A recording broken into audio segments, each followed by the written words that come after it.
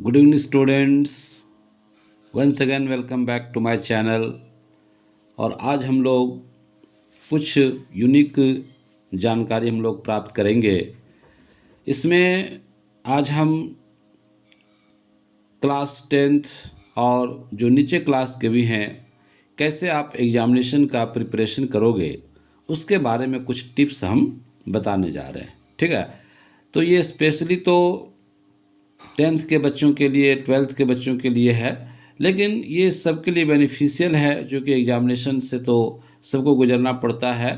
तो अगर कुछ टिप्स और कुछ बातें दिमाग में रखोगे तो एग्जामिनेशन में अच्छा स्कोर कर सकोगे, टाइम मैनेजमेंट हो सकेगा और अच्छा स्कोर कर सकोगे।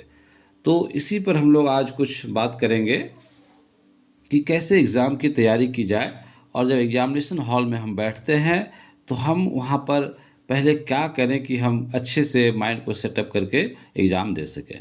ठीक है, तो उसी पर हम बातचीत करते हैं। तो चलो एक बार जो है फटाफट, अगर चैनल पर नए हो तो सब्सक्राइब कर लो, बेल आइकन प्रेस करो और कमेंट शेयर लाइक जो करना होता है वो करो। और जो भी जानकारी हमारे पास है वो मैं आपको भेजता रहूं, तो ऑल नोटिफिकेशन पर भी प्रेस कर दो, ताकि मेरे सभी वीडियोज आप तक पहुंचता रहे। ठीक है, तो चलिए हम लोग शुरू करते हैं। How to prepare for the examination. देखो क्या है कि जो क्लास 10th के जो स्टूडेंट्स होते हैं उनके लिए विशेषकर ये है, और 12th वाले भी ध्यान देंगे।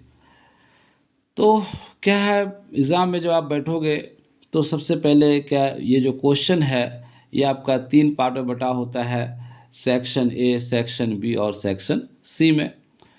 तो सेक्शन ए जो होता है, सेक्शन ए जो हमारा पार्ट है, ये सेक्शन ए में क्या रहता है, आप जानते हो कि सेक्शन ए में पैसेज दिया रहता है ना। वो भी कौन सा पैसेज होता है, अनसीन पैसेज होता है। तो सेक्शन ए तुरंत कर पाना बहुत मुश्किल होता है। जो अच्छे से पढ़े हैं, जिनकी इंग्लिश अच्छी है, तो उनके लिए ज़्यादा प्रॉब्लम नहीं है, लेकिन जो एवरेज स्टूडेंट हैं, जो मीडियम स्टूडेंट्स हैं, तो थोड़ी परेशानी उनको हो जाती है। इसीलिए एग्ज़ाम में जब भी आप बैठो तो एकदम कूल माइंड में बैठो। जब भी बैठो एकदम कूल माइंड में, और जो भी टेंशन है सब हटा दो। बस यही सोचना है कि आज हमको एग्जामिनेशन अच्छे से देना है। ठीक है, तो बिल्कुल कूल माइंड में। और आपको जो क्वेश्चन है, पहले आप क्वेश्चन को पढ़ो। आपको टाइम मिलता है, आपको जैसे एग्ज़ाम में जाओगे तो कॉपी में आंसर शीट मिल जाएगा, क्वेश्चन मिल जाएगा, उसमें आपको 15 मिनट टाइम दिया जाता है। 15 मिनट आप अच्छे से क्वेश्चन को पढ़ लो। ठीक है, सेक्शन ए से स्टार्ट करो और सेक्शन सी तक चले जाओ। तो एकदम माइंड को बिल्कुल कंसंट्रेट करके पढ़ो उसको। ठीक है, अब जो है सेक्शन ए में पैसेज है, तो अनसीन पैसेज, वो कभी आप इधर पढ़े नहीं, कुछ प्रैक्टिस आपने किया बुक से, तो ऐसा ज़रूरी नहीं है कि जो आप पढ़े वही एग्जाम दे दिया जाएगा। ठीक है, तो सेक्शन ए थोड़ा सा टफ होता है, तो उसको पढ़ करके फिर नीचे उसके आंसर को करना थोड़ा सा टफ होता है। तो लेकिन एक बार जब क्या करो, जब वो जो 15 मिनट जो टाइम मिलता है उसमें पढ़ लो, है ना। कोई दिक्कत नहीं है, वो 15 मिनट आप जो है क्वेश्चन पूरा पढ़ लीजिए, पैसेज को ध्यान से पढ़ लो। फिर सेक्शन बी आओगे, तुम्हारा राइटिंग सेक्शन आएगा, जिसमें से लेटर रहेगा, आर्टिकल रहेगा, रिपोर्ट रहेगा, ये सब रहेगा। फिर ग्रामर पोर्शन रहेगा। उसका सेक्शन सी में तुम्हारा लिटरेचर पोर्शन रहेगा, जिसमें लिटरेचर में एक जो है प्रोज से रहता है, एक्सट्रैक्ट रहता है, एक पोइट्री से एक्सट्रैक्ट रहता है। तो एक बार सरसरी निगाह से सबको पढ़ जाओ। उसके बाद देखो कि अगर लगता है कि पहला जो सेक्शन ए है, पैसेज इजी है और हम उसका आंसर कर सकते हैं, तो उसको अटेम्प्ट करो। नहीं तो उसके लिए कुछ जगह छोड़ दो। जैसे आप अगर उसके लिए एक या दो पेज छोड़ दोगे तो उसमें से सारा क्वेश्चन आ जाएगा, सारा आंसर आ जाएगा। जैसे आपका पैसेज 1 है तो उसमें 8 या 9 क्वेश्चन रहता है, उसके लिए तुम अपना एक हिसाब से प्लेस छोड़ दो। फिर जो दूसरा पैसेज है उसके लिए भी जगह छोड़ दो, या नहीं तो लास्ट में भी लिख सकते हो, लेकिन जो तुमको अच्छे से जानकारी है पहले उसको करो। तो पहले क्या करना है, सेक्शन बी थोड़ा इजी होता है। सेक्शन बी में उसमें लेटर रहता है। अब लेटर मैंने बताया कि वो जो लेटर है, लेटर्स टू द एडिटर या ऑफिशियल लेटर, बिजनेस लेटर, एक बार तुम पढ़ोगे तो दिमाग में आ जाएगा कि हाँ ये इस टॉपिक पर हमको लिखना है, तो वो दिमाग में आ जाता है। तो पहले तुम लेटर पोर्शन को लिखो, जो भी लेटर पोर्शन दिया हुआ है उसको लिखो। अगर लेटर्स टू द एडिटर आ गया तो अच्छी बात है, और आता ही है, उसमें एक फॉर्मेट रहता है, उस फॉर्मेट को लिखो। तो उसको लिखते लिखते क्या है, थोड़ा सा कॉन्फिडेंस आ जाएगा। लेटर्स टू द एडिटर आपने लिखा, सेंडर से एड्रेस लिखा, रिसीवर से एड्रेस लिखा, फिर सब्जेक्ट हो गया, फिर सर मैडम जो भी है, और उसका थ्रू द कॉलम्स ऐसे करके लिखोगे, थोड़ा थोड़ा कॉन्फिडेंस आ जाएगा। तो पहले लेटर पोर्शन को ही कर लो, है ना। तो लेटर हो जाएगा। लगे हाथ जो तुम्हारा पैराग्राफ है, तो पैराग्राफ को भी कर लो। वो भी जो है अगर पढ़ लोगे तो एक बार उसको पढ़ोगे समझ में आ जाएगा, तो पैराग्राफ को भी कर लेना। तो लेटर, ये जो राइटिंग सेक्शन है, लेटर पैराग्राफ जो आता है उसको कर लो। ऐसे ये सब जो है उसको पहले कर लो। सेक्शन बी कर लो। उसके बाद ग्रामर देखो। तो ग्रामर में उसको, अब ऐसा नहीं है कि जो 10th वाले बच्चे हैं उसमें 12 क्वेश्चन रहता है ग्रामर का, तो कुछ ना कुछ उसमें सॉल्व हो ही जाएगा। आप इतने सालों से पढ़ रहे हो तो वो तो कुछ ना कुछ उसमें सॉल्व हो जाएगा।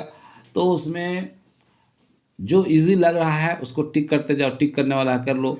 और रिपोर्टेड स्पीच वगैरह बनाने का है, उसमें वहाँ भी कुछ ऑप्शन दिया रहता है, उसको टिक कर लो। तो ग्रामर सेक्शन को भी पहले कर लो। फिर चले आओ सेक्शन सी में, है ना। तो सेक्शन सी में क्या है, जब आगे देखोगे तुम उसमें पैसेज दिया हुआ है। वो पैसेज किससे रहता है, बुक से रहता है।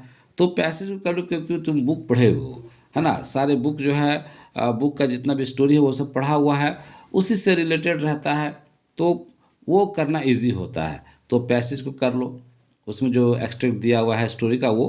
प्रोज का भी, चूँकि प्रोज पढ़ा हुआ है तो उसका भी कर लेना है, तो वो छोड़ना नहीं, ठीक है ना। उसके बाद तुम्हारा शॉर्ट आंसर टाइप क्वेश्चन होगा। लॉन्ग को बाद में करना, लॉन्ग में क्या उसमें फंस जाओगे तो दिक्कत हो जाएगी। तो लॉन्ग को ये शॉर्ट को पहले कर लो। Short answer type question 30-40 words में लिखने का होता है, वो सब कर लो, ठीक है ना। तो इस क्या है, पहले सेक्शन बी करो, लेटर सेक्शन हो गया, पैराग्राफ हो गया, ग्रामर हो गया। फिर सेक्शन सी में क्या हो गया, एक्सट्रैक्ट।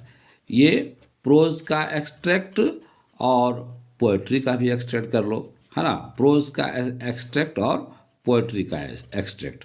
उसके बाद शॉर्ट आंसर टाइप क्वेश्चन, ये शॉर्ट आंसर टाइप क्वेश्चन कर लो, है ना। तो शॉर्ट आंसर टाइप क्वेश्चन कर लोगे, लॉन्ग आंसर को बाद में करना है। तो ये करने के बाद फिर लॉन्ग आंसर पर आ जाओ, लॉन्ग आंसर टाइप क्वेश्चन, है ना। ये सारा कर लेने के बाद थोड़ा सा टाइम भी ध्यान रखना है आपको। कितना 3 आवर्स रहता है, तो टाइम का भी ध्यान रखना है, कैसे हम टाइम को मैनेज करेंगे, है ना।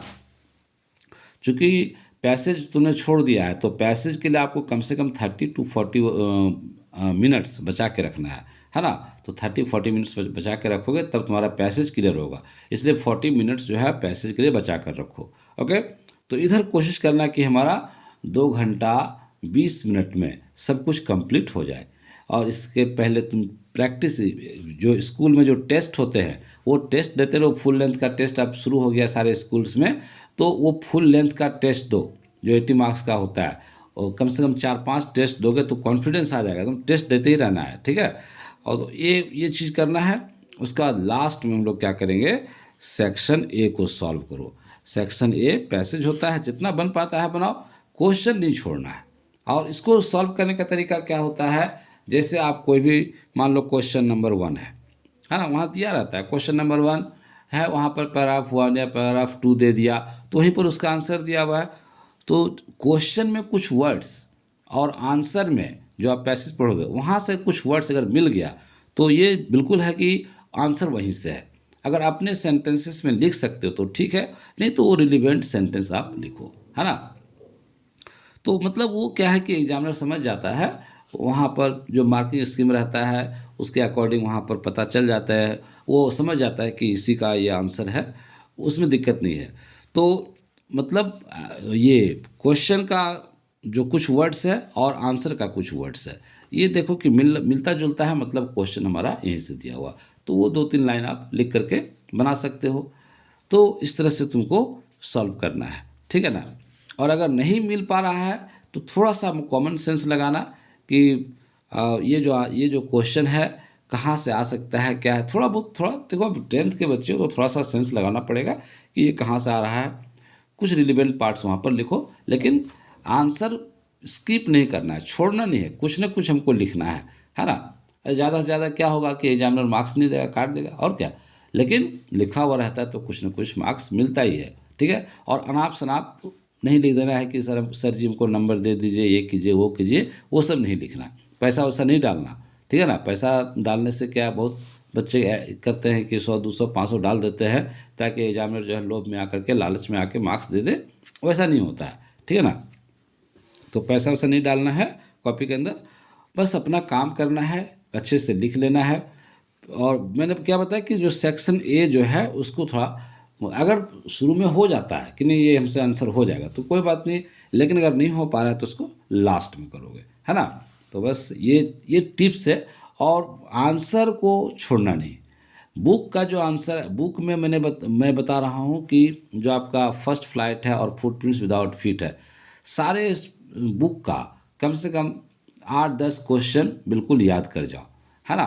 क्योंकि वहाँ पर लिखना तो खुद से है, लेकिन क्वेश्चन अगर दिमाग में रहेगा, उसका आंसर दिमाग में रहेगा, तो तुम कुछ अपने से सेंटेंस फ्रेमिंग करके लिख सकते हो, है ना। अब बिल्कुल ही नहीं आ रहा है तो कोई ना कोई क्वेश्चन तो उस चैप्टर का याद है, तुम लिख सकते हो उसको। उसको अगर एग्जामिनर को मार्क्स देने का होगा तो देगा, नहीं देने का हो तो नहीं देगा, लेकिन फिर भी कुछ ना कुछ मार्क्स तुमको मिल जाएगा, फेल नहीं करोगे। तो ये सब वैसे बच्चों के लिए जो थोड़े कमज़ोर होते हैं, और जो जिनको है टैलेंट, जिनमें है, जो अच्छे से लिख पाते हैं, उनके लिए तो कोई बात नहीं है, लेकिन फिर भी ये टिप्स उनको भी काम आएगा। क्वेश्चन को स्किप नहीं करना है, सारे आंसर, सारे क्वेश्चन को अटेम्प्ट करना है और सारे क्वेश्चन का आंसर लिखना है, ठीक है। तो डेफिनेटली अगर 80 मार्क्स है तो अच्छा स्कोर तुम कर लोगे। तो ये सब कुछ टिप्स हैं जो तुमको अपने एग्जामिनेशन में करना है और इसको अपनाना है, डेफिनेटली अच्छा मार्क्स आएगा। तो मुझे लगता है कि ये वीडियो आपको पसंद आया होगा, और जब पसंद आया तो ज़रूर एक बार लाइक करो, शेयर करो, कमेंट करो और सब्सक्राइब कर लेना भैया, ठीक है। तो आज के लिए इतना ही। Thank you, good night.